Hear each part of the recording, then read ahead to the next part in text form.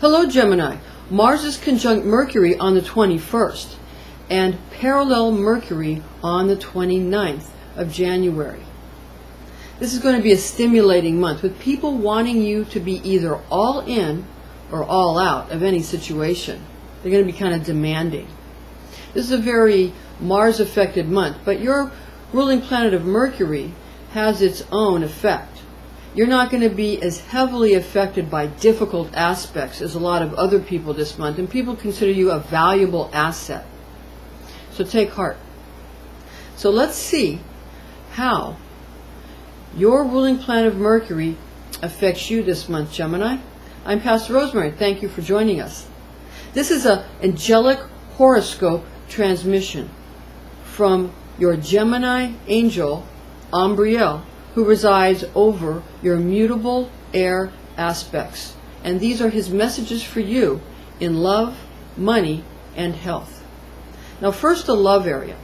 All right, the love area, people are going to be demanding, and you may feel that you've been misunderstood. You may feel that they've misread your, messages, that somehow either things you said to them verbally or things that you texted to them, whatever, that they're misinterpreting your intention, and that maybe you only wanted friendship with them or something and they want more.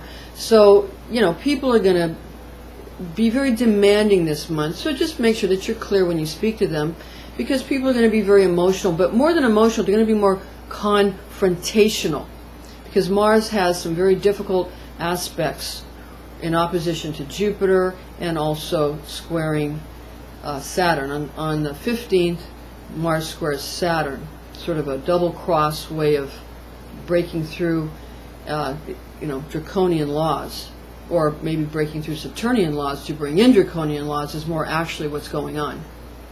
All right? Now, Mars opposes Jupiter on New Year's Day, so just be aware that people are going to be popping off around you, okay? All right. All right, so also remember that the full moon is going to make people a little nuts, a little crazy. It's a wolf moon. And the wolf moon is when lonely wolves cry and howl at the moon. All the lonely hearts are going to come at you at that time. And they're going to be more annoying and bothersome when the moon is full, of course. When the moon goes dark, she goes dark on January 19th. She'll be in Capricorn, and it will be 2% light. Then on the 20th, it will be the moon shall go into Aquarius on the 20th at 1% light. That's when she's at her darkest. And on the third day of darkness, the new moon will be in Aquarius still on the 21st at 2% light. So this is the 3 days of darkness it talks about in Scripture, and that's what it's talking about. All of these things are talking about aspects of our world, both our external world and our inner world. As above, so below, as below, so above. All right, so during this time, the same people that are wanting to be amorous with you when they're not really invited, that are kind of crazy on the 4th and the 5th of the wolf moon, the full moon, they're not going to bother you so much when they're feeling empty on the new moon, because they'll be too depressed to come at you in that manner, and they'll be focusing more on themselves and how to get themselves together. So it doesn't mean they don't care about you, they don't love you. It just simply means that they're too depressed or something. Or if they're not depressed, then they're healing and they're focusing on themselves and all of that. So just make sure that you're not coy with these people, because, it would be very a waste of your time. That's what it would be. It would be a waste of your time. Just let people be. Let them handle their own stuff. You don't need to handle their stuff. Okay? Now, another thing that's going to go on, your main relationships, your significant others, that kind of thing, are going to be going through normal developmental cycles, as they always do, at 1 year and 3 years and 7 years and 12 years, like the 7-year itch, excuse me, the 7-year itch, right?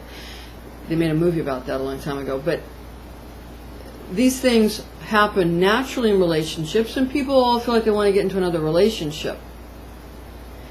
And, or, you know, people might feel like they want to cheat or something. So it's not that people know when these things are happening, but it's more that people can instinctively sense it with their basic animal instincts, their survival instincts.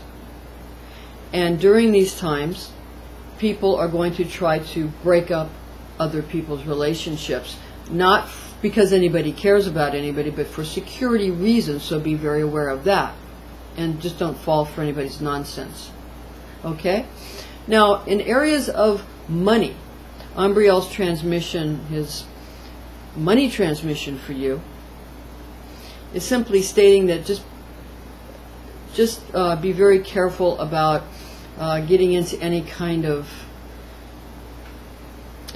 contract with somebody that, with some, you know, if you're not going to know exactly what's going on, because people are going to be very litigious at that time.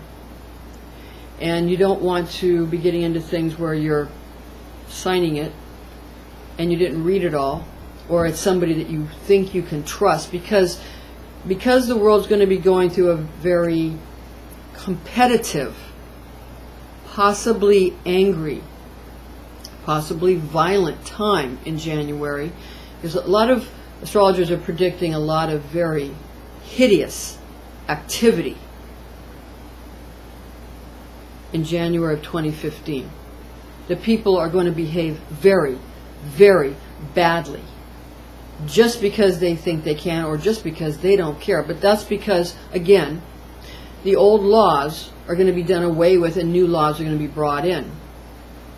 The old, you know, the old ways are going away, and the new laws may appear to be either more or less draconian than the old laws, but in actuality they'll suit the age of Aquarius better, because the age of Aquarius is masculine and the age of Pisces is feminine, because Pisces water, feminine, yada yada, air, masculine, Aquarius. So that which used to be in front is now behind.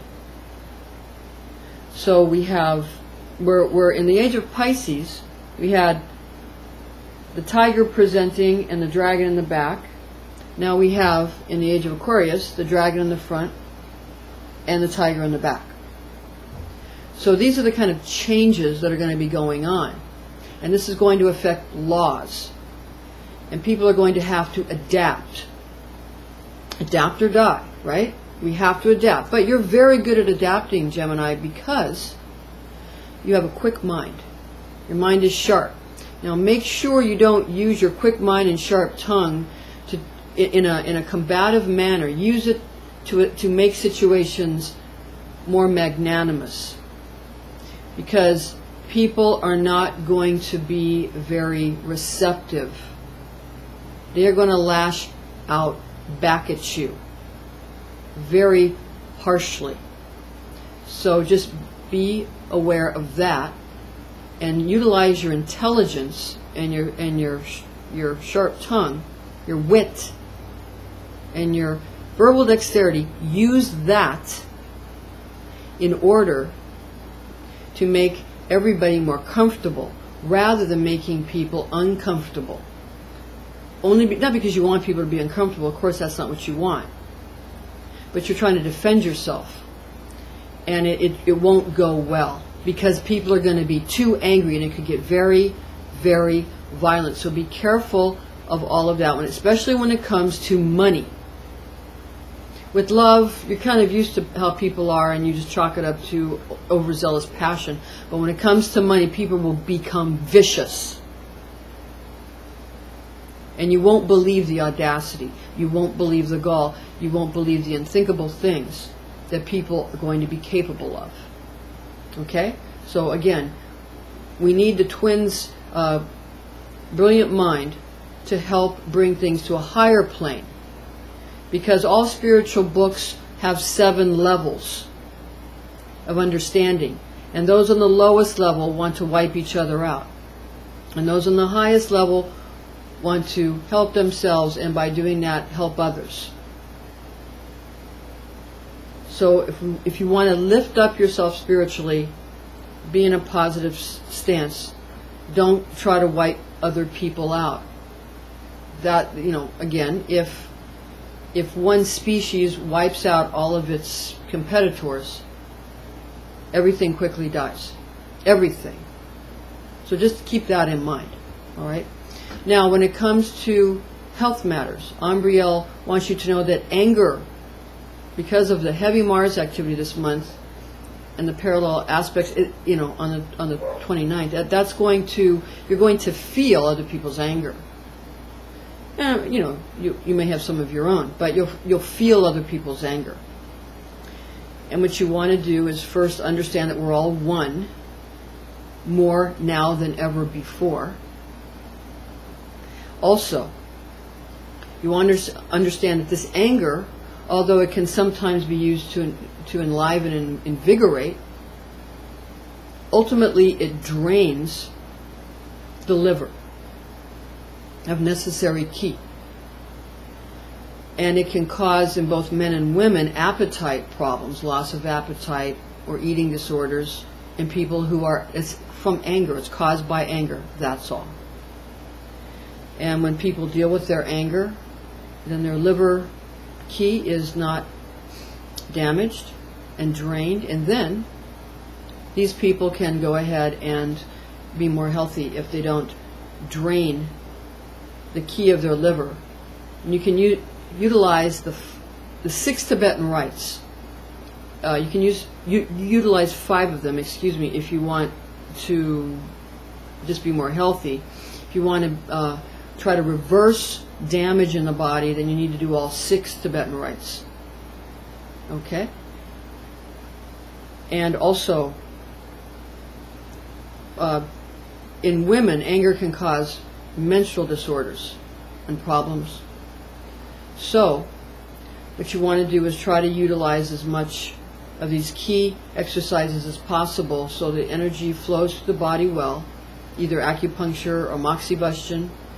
And remember that if you're going to use martial arts or a Tai Chi or something like that, just remember that when there is a fighting technique out in front, there's a powerful healing technique in the back that the elites know of that system. Conversely, when the healing aspect is out in front, there's a very powerful fighting technique the elites of that system know that other people don't see. It's hidden, but it's there.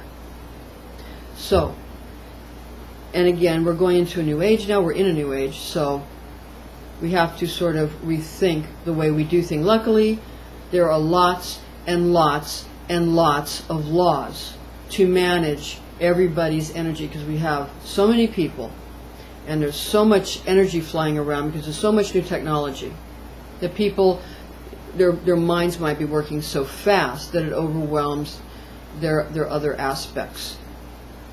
So just find a balance, anchor yourself, but it's okay to be in the higher levels and the higher levels of your spiritual system, whichever system you're using. I use a Christian system and the Judeo-Christian Bible, but other people may use other systems. But since I'm Catholic, I also, a Catholic Bible has more books in it, like the books of Sirach and some of the books of Tobias and that kind of thing. So the Catholic Bible didn't lose a lot of the books that some of the other Bibles have lost. All right. Now, just for an afterglow, just want to go over your dates to pay attention to, because that's the day that the angel strikes. Umbriel will strike the situation, and when that happens, that's the imprint. That's when the pebble or the stone hits the water of time. And the ripples that come out are when the events seem to occur in the past and the present and the future. But time is more spherical than it is linear. It's not linear at all, it's spherical.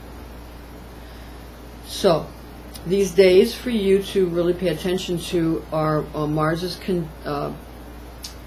conjunct Mercury on a Mars cycle on the 20th. 20th and the 21st, around that time. But it starts on the 20th. And it goes parallel Mercury and a Mars cycle on the 29th.